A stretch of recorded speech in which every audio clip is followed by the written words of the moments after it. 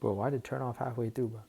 Let me just continue on with where I was. So the okay, wait. So I'll just start with the actin to the tropomyosin thing. So tropomyosin will move, and then you're gonna get the binding sites for myosin and actin.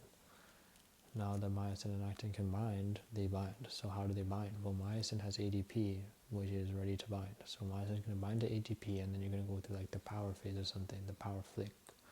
That's going to pull actin towards the M line, and that's going to cause a contraction. So now how do we end this contraction? Well, you got to end this contraction by taking ATP and then disconnecting it from the myosin and actin. So that's how we hydrolyze ATP, and then we're going to get ATP on the myosin head. That's how we started. Boom. It releases actin and reset for another cycle. Relaxation when stimulus stops, calcium is pumped back into sarcoplasmic reticulum, tropomyosin blocks actin site, and the muscle relaxes. So okay, so we use acetylcholine. What would happen without the receptor? What receptor? What receptor? What role does troponin have? That's what blocks the thing. What does tropomyosin does? It blocks the myosin binding sites on the actin.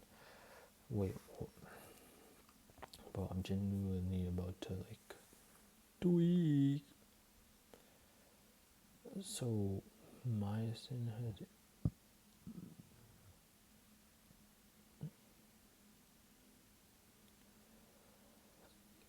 without receptor you will have no depolarization nor contraction. Okay, so now what's the next thing? Sliding filament model. What does myosin have? I don't know. What is rigor? Wait, isn't that just what I talked about? Yeah, so I just combined both of them together. Basically, that's what I did. So what is rigor? Rigor is when you can't contract, like it's when you die, right? You don't have any more ATP, so your muscles are contracted. So ATP is used for releasing the myosin. Okay, what is a motor unit? So a motor unit is the whatever is controlled by a single motor neuron. So the muscle fibers that are controlled by a single motor neuron. Forces of contraction is proportional to spatial and temporal. So yeah, forces of contraction. So spatial meaning how many muscle you contract, and then temporal meaning the frequency of those contractions.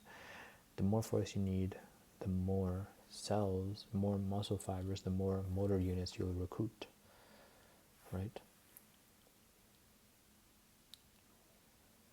Recruit more motors, yeah. Stimulus types. So there's 4 stimulus types. STSM, I'm not too sure what each one is. Single twitch, temporal summation, tetanus, and tonus, I believe. That is not good.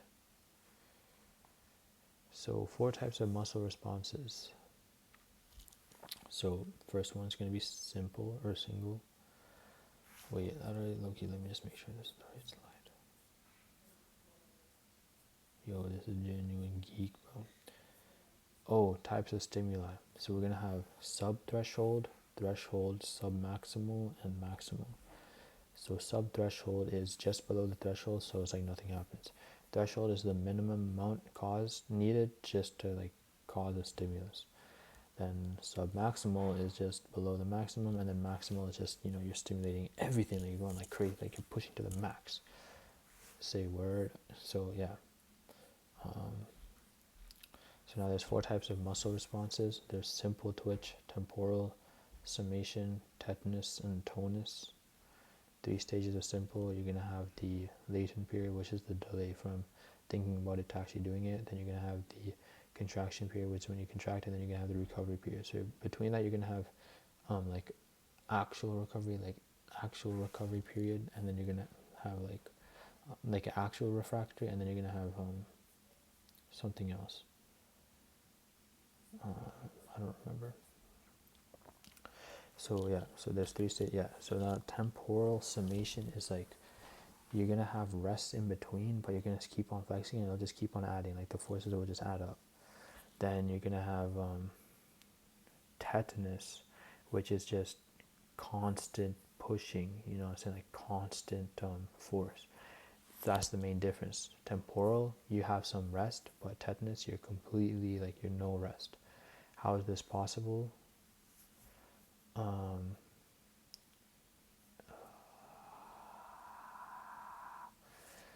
Oh, I don't remember that. There's like two different like ways that's like.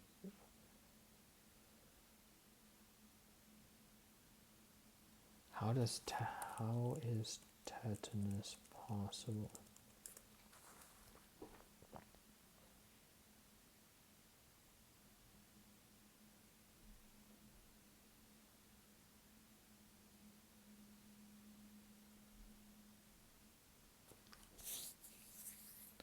It says, although each twist has a contraction and relaxation phase, when the stimuli frequency is high enough, the muscle does not fully relax before the next contraction begins. This continues leads to temporal summation. The apparent contradiction is that despite muscles being relaxed in the rapid stimuli prevent it, resulting in tetanus. So how does tetanus freaking work, bro? It occurs when the muscle fibers receive rapid without allowing time to relax. This causes the individual twitches to summate, leading to sustained. But how? Like, I get that in tonus. Oh, this autocorrect is changing tonus. You can recruit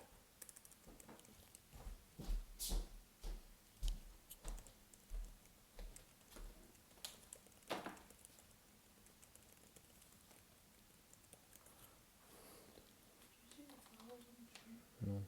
Can you go? Because I'm working here.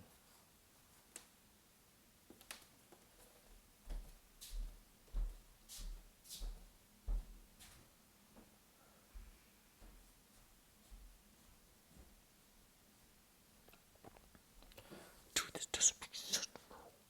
What the frick? What's the definite? How does tetanus work, bro? Do we need to know that?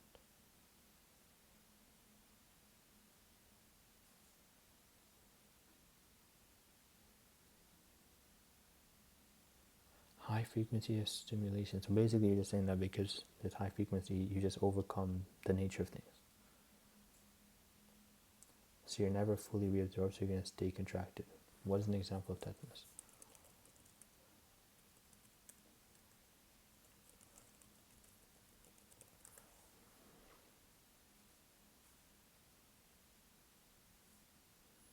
Okay, so if you hold a heavy object without letting it drop. Okay, bro. Okay, bro. Okay.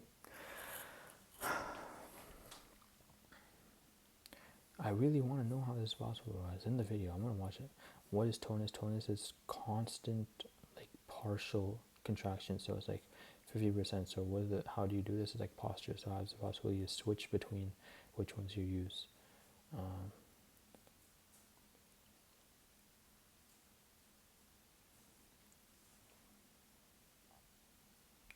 Summation and tetanus. Temporal summation. Rapid contractions to where maximum tension is generated and no relaxation occurs. Tetanus, partial contraction. Okay, so what controls smooth muscle? The autonomic nervous system. Not you. Why are they called smooth? They don't have striations. How many nuclei? Usually one. They're mainly one, and then some have two. Two types of smooth muscle. You're gonna have the grouped ones, and you're gonna have uni ones, and you're gonna have like single unit ones and multi-unit ones. The difference in junctions is that the single unit ones are gonna have gap junctions for easy communication. The multi-unit ones are gonna have multiple neurons to communicate to each one. So again, you first have the single unit and you have the multi-unit. The single unit has gap junctions which allow a single neuron to control them, and then you're going to have the multi-unit ones which are having multiple neurons attached to them just to communicate. So single unit, what is an example of single unit? Single unit, that would be like more precise. Not precise, like more things where you connect, like less precise, but like you need to like have it like coordinated. So like stomach for peristalsis or the bladder. I think that makes sense. Then more precise control would be multi-unit. That would be like the iris and bronchioles. So yeah, you're gonna have gap junctions in a single unit, multi-unit, maybe not. So cardiac cells, how many nuclei? They're usually single uni. Wait, no. I got this backwards, bro. One central nucleus and smooth nuclei.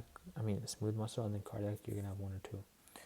How many nuclei? One or two striations. You have striations. They have a different type of sarcomere thing. What is the role of intercalated discs? Two things they include. I forgot that. What is the mitochondria number?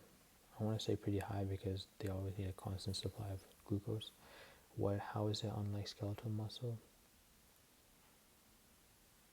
Bro, I really don't know, bro. Cells containing gap junctions and desmosomes allow for electrical transmission of action potentials to other cardiac cells.